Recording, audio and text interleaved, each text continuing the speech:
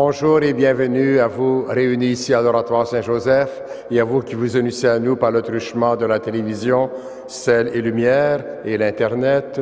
Nous sommes rassemblés au nom du Père et du Fils et du Saint-Esprit. Que Dieu notre Père et Jésus-Christ notre Seigneur vous donnent la grâce et la paix. La messe est offerte par M. Jean-Bernard Laroux pour le repos de l'âme de Arthur Laroux.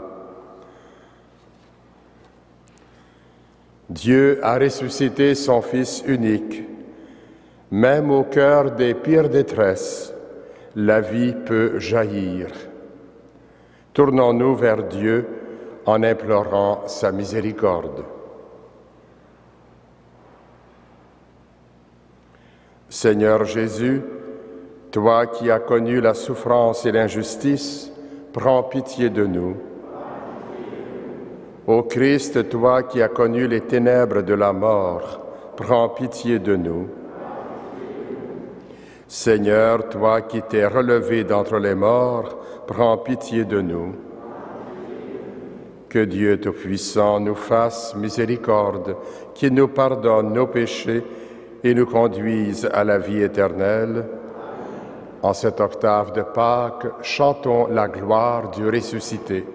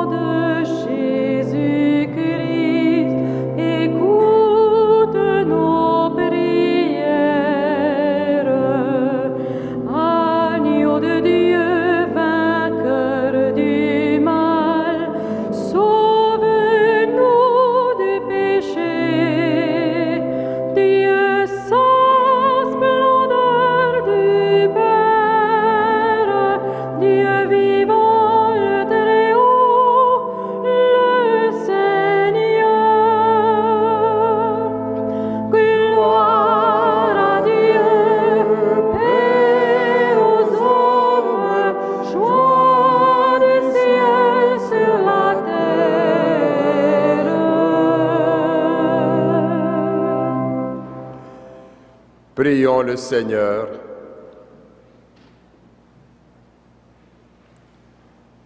Dieu qui agrandit toujours ton Église en lui donnant par le baptême de nouveaux enfants, accorde à tes fidèles, à tes fils, d'être fidèles toute leur vie aux sacrements qu'ils ont reçus dans la loi et dans la foi. Par Jésus-Christ, ton Fils, notre Seigneur et notre Dieu, qui règne avec toi et le Saint-Esprit, maintenant et pour les siècles des siècles.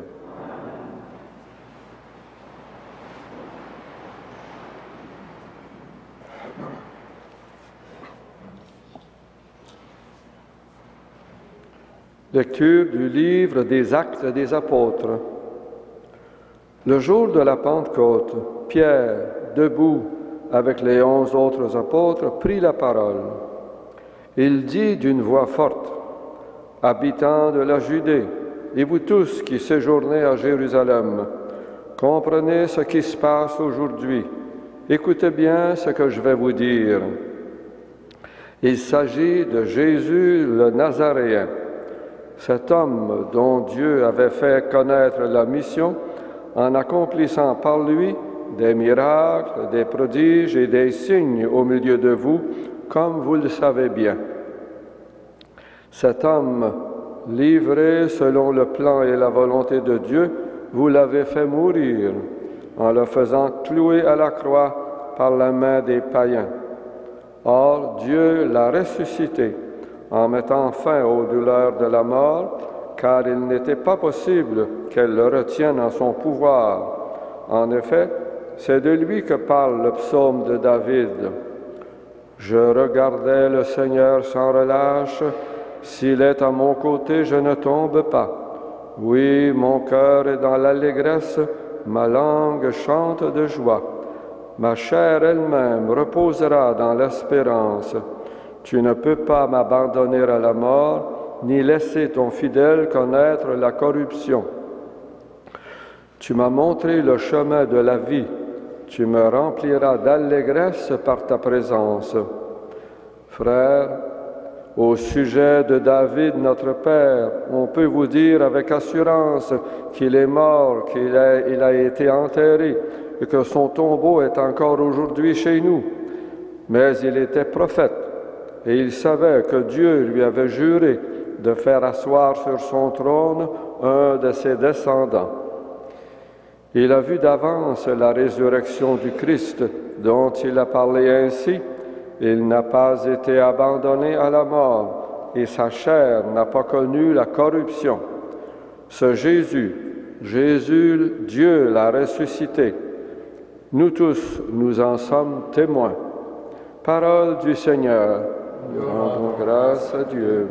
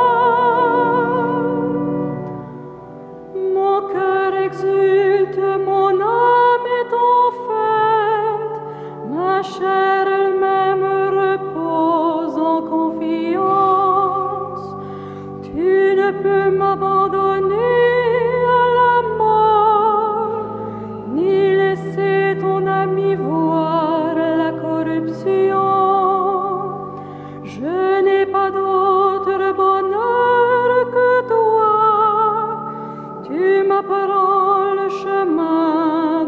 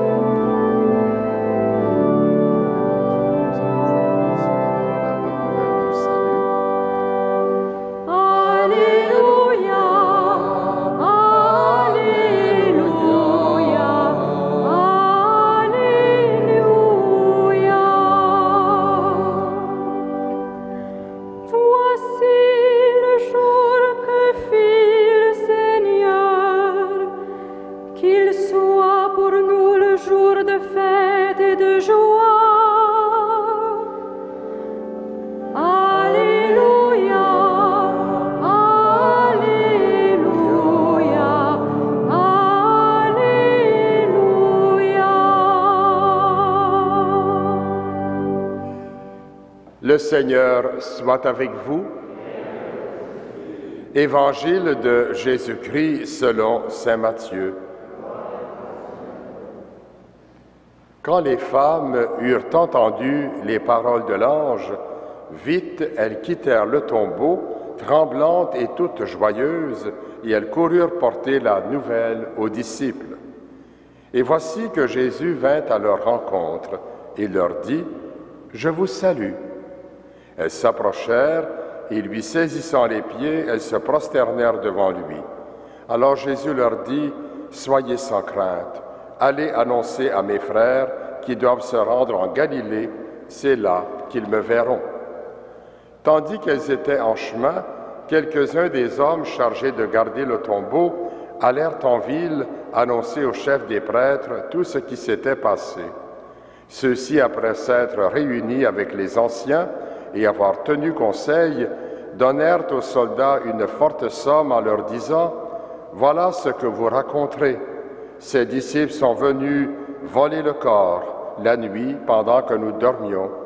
Et si tout cela vient aux oreilles du gouverneur, nous lui expliquerons la chose et nous vous éviterons tout ennui. » Les soldats prirent l'argent et suivirent la leçon. Et cette explication s'est propagée chez les Juifs jusqu'à ce jour. Acclamons la parole de Dieu. Louange à toi, Seigneur Jésus.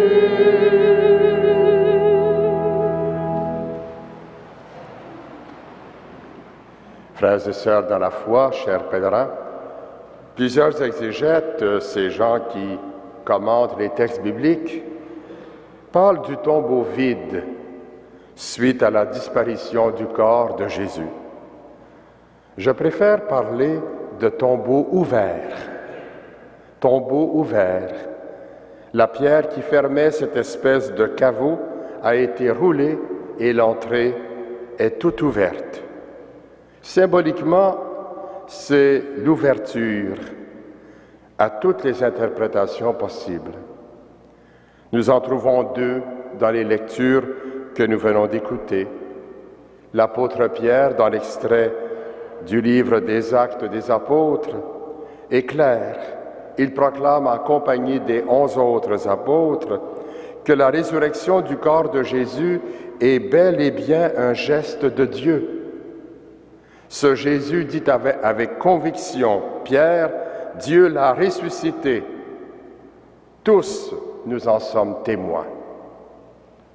Les chefs des prêtres, eux, ont une autre explication qui doit satisfaire tout le monde, le vol du corps de Jésus par ses disciples. Et nous, 2000 ans après, que pensons-nous, que disons-nous? N'achetons pas trop vite l'une ou l'autre des explications. Osons rester là, debout, devant le tombeau ouvert, et écouter ce que dit notre cœur. Il faudra un certain temps de silence. La réponse que fabriquent les chefs des prêtres met en évidence une série d'empêchements à une vraie recherche de vérité. La peur d'abord. Les gardes craignent d'être accusés et de ne pas avoir fait leur travail de surveillance. L'argent ensuite qui vient encourager le mensonge. Voilà ce que vous raconterez, leur est-il dit. La collusion enfin, nous vous éviterons tout ennui. Peur, argent, collusion, impossible d'aller vers la vérité avec des poids semblables.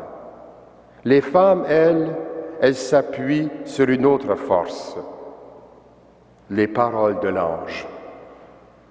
Ne nous y trompons pas, l'ange dont il est question ici n'est rien d'autre qu'une certitude qui vient du cœur. Cette certitude est comme la parole de Dieu lui-même. C'est pourquoi le temps passé à écouter notre cœur n'est rien d'autre finalement qu'une certitude qui vient du cœur. Cette certitude est comme la parole de Dieu lui-même. C'est pourquoi le temps passé à écouter notre cœur n'est pas du temps perdu. L'ange de notre cœur a une parole pour chacun et chacune de nous. Cette parole, nous l'entendons de l'apôtre Pierre qui nous affirme avec assurance, sans peur ni représailles, ni déraillerie, que Jésus est vraiment ressuscité. Sachons accueillir, chers amis, cette parole avec joie et la propager autour de nous. Oui, Christ est ressuscité. Amen. Alléluia.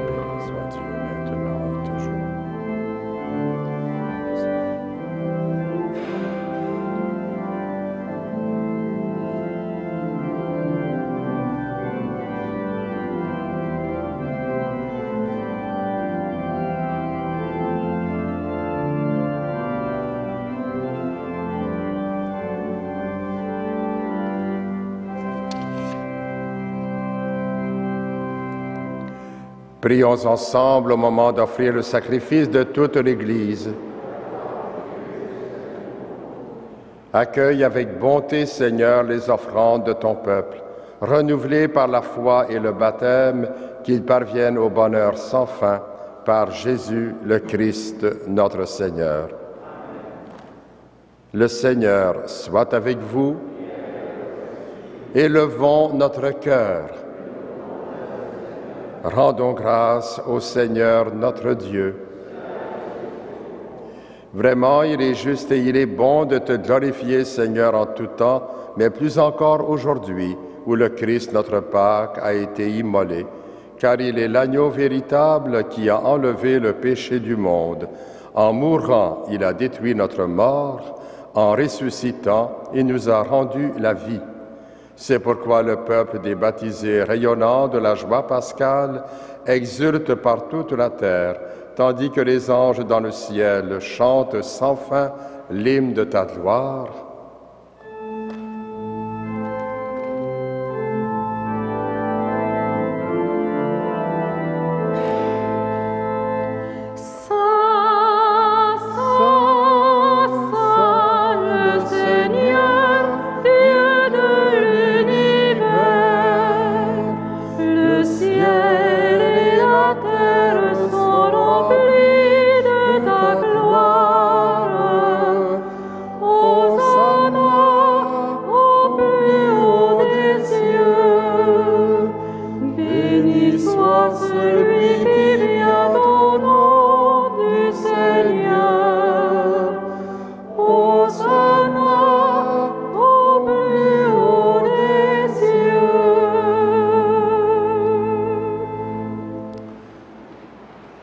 Toi qui es vraiment saint, toi qui es la source de toute sainteté, nous voici rassemblés devant toi et dans la communion de toute l'Église, nous célébrons le jour très saint où ressuscita selon la chair notre Seigneur Jésus-Christ. Par lui que tu as élevé à ta droite, Dieu notre Père, nous te prions, sanctifie ces offrandes en répandant sur elles ton esprit, qu'elles deviennent pour nous le corps et le sang de Jésus le Christ, notre Seigneur. Au moment d'être livré et d'entrer librement dans sa passion, il prit le pain, il rendit grâce, il le rompit et le donna à ses disciples en disant, « Prenez et mangez-en tous, ceci est mon corps livré pour vous. »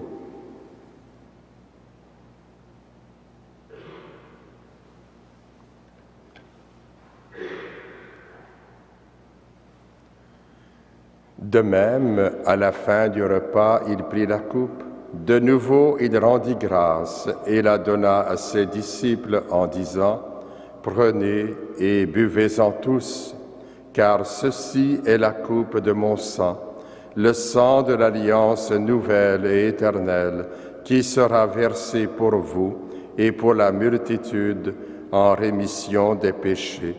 Vous ferez cela en mémoire de moi. »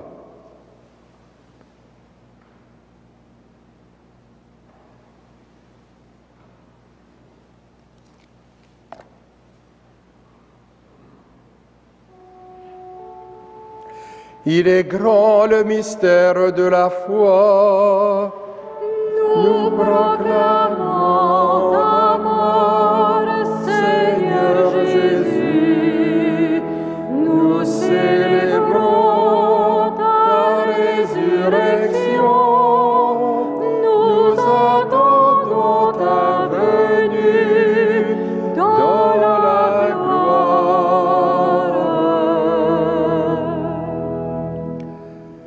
Faisant ici mémoire de la mort et de la résurrection de ton Fils, nous t'offrons, Seigneur, le pain de la vie et la coupe du salut, et nous te rendons grâce, car tu nous as choisis pour servir en ta présence.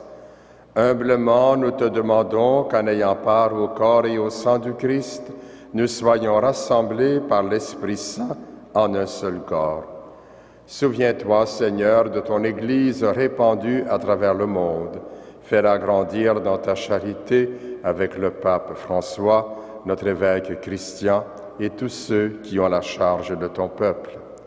Souviens-toi aussi de nos sœurs et de nos frères qui se sont endormis dans l'espérance de la résurrection et de tous les hommes et femmes qui ont quitté cette vie. Reçois-les dans ta lumière auprès de toi. Sur nous tous, enfin, nous implorons ta bonté.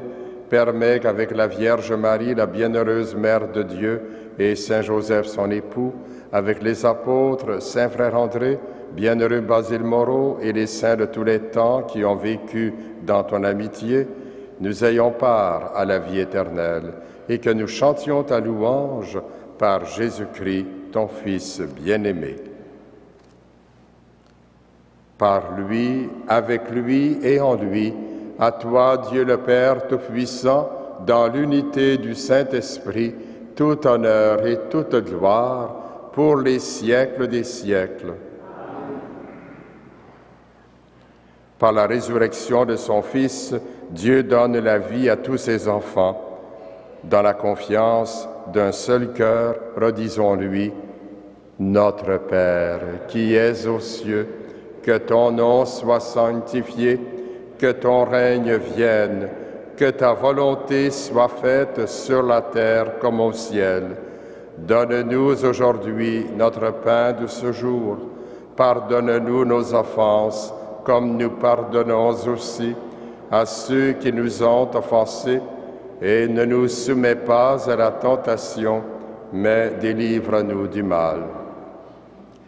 Délivre-nous de tout mal, Seigneur, et donne la paix à notre temps. Par ta miséricorde, libère-nous du péché, rassure-nous devant les épreuves en cette vie, où nous espérons le bonheur que tu promets et l'avènement de Jésus-Christ, notre Sauveur. Qu'appartiennent le règne, la puissance et la gloire pour les siècles des siècles.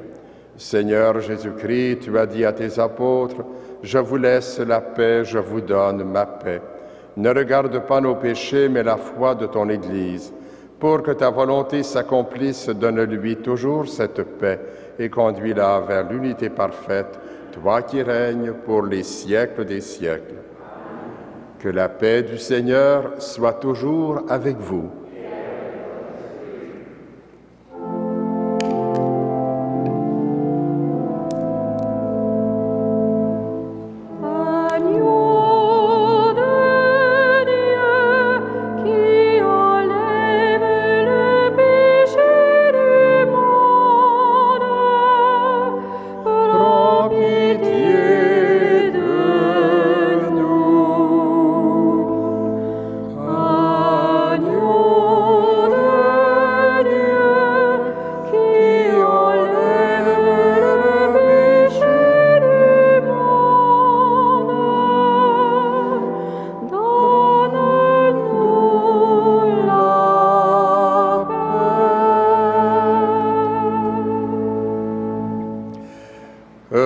Heureux les invités au repas du Seigneur.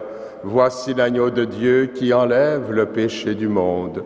Seigneur, je ne suis pas digne de toi, mais dis seulement une parole et je serai guéri.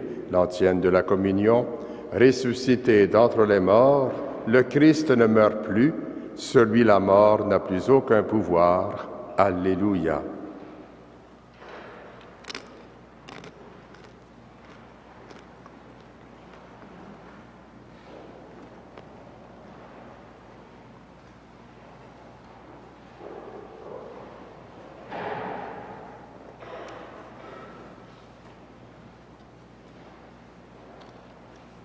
Le corps du Christ.